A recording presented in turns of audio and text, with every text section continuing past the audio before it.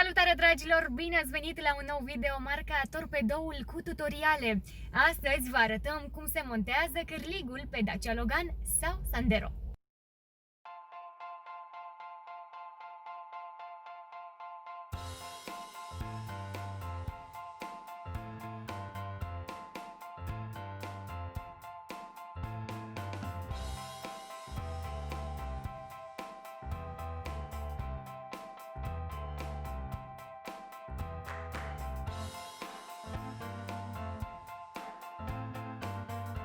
Scoatem dopul de pe longeron.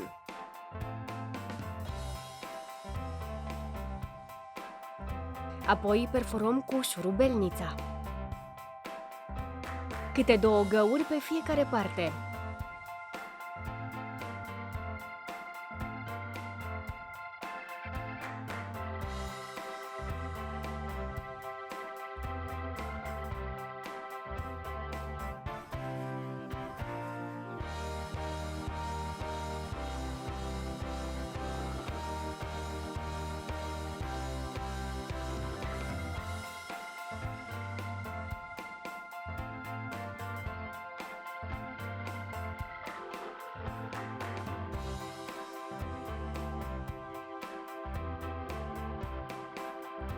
Această bucșă intră în longeron.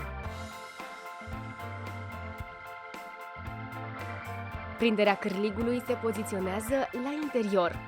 Aici vine longeronul, iar aceasta este poziția șurubului. Șurubul și bucșa se introduc în exterior.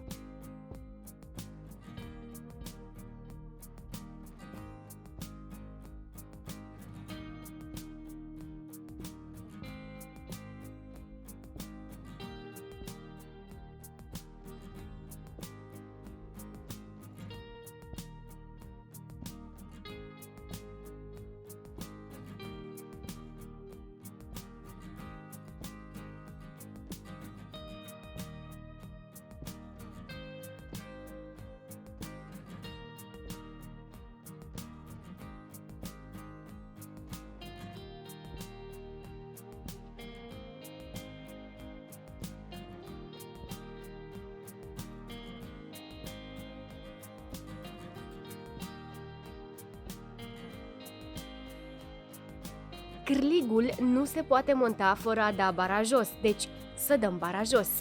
Desfacem șuruburile de dedesubt.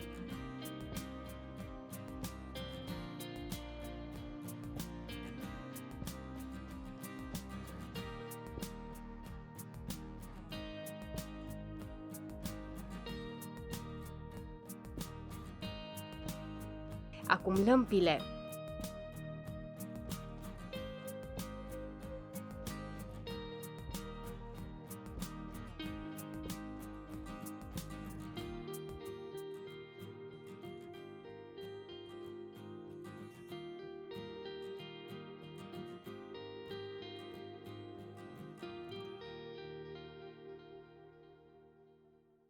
Scoatem clipsurile.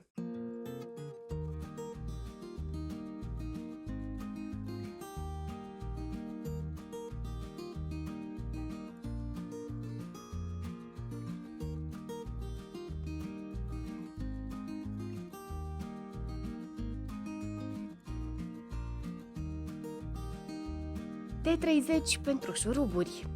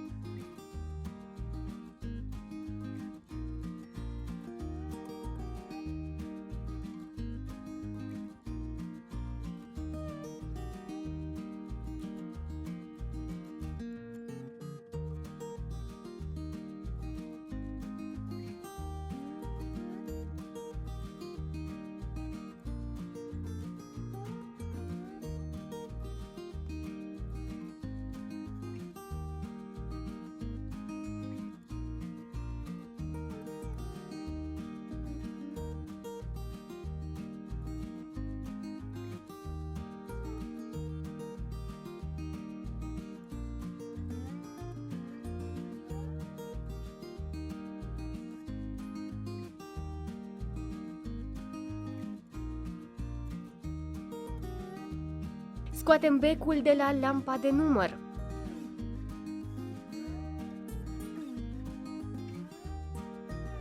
Mufa camerei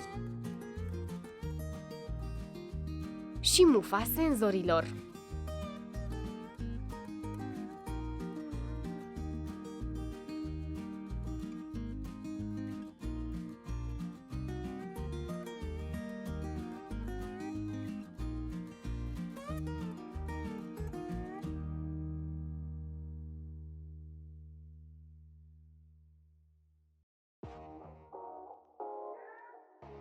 Montăm cârligul.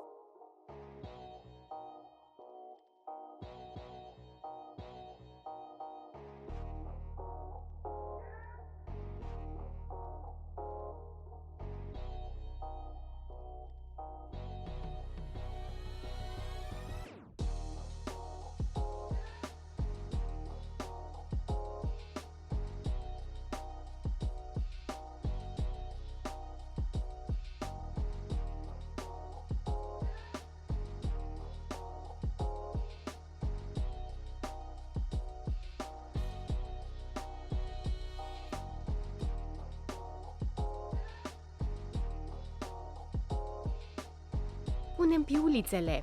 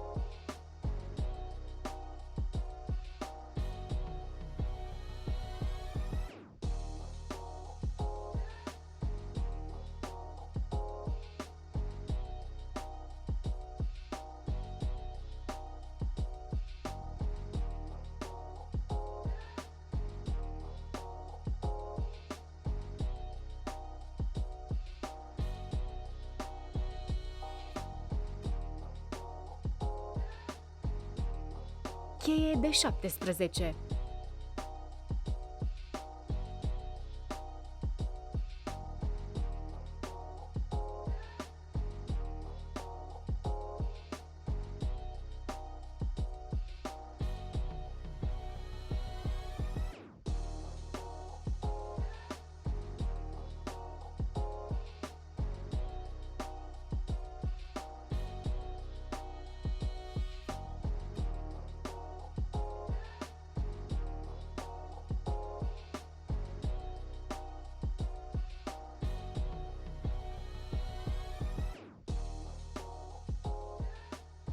Poate vă întrebați ce rol au aceste orificii.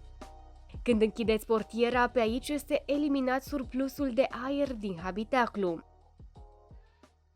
Prima parte a tutorialului se încheie aici. Finalizăm tutorialul în clipul următor. Nu uitați de like și subscribe.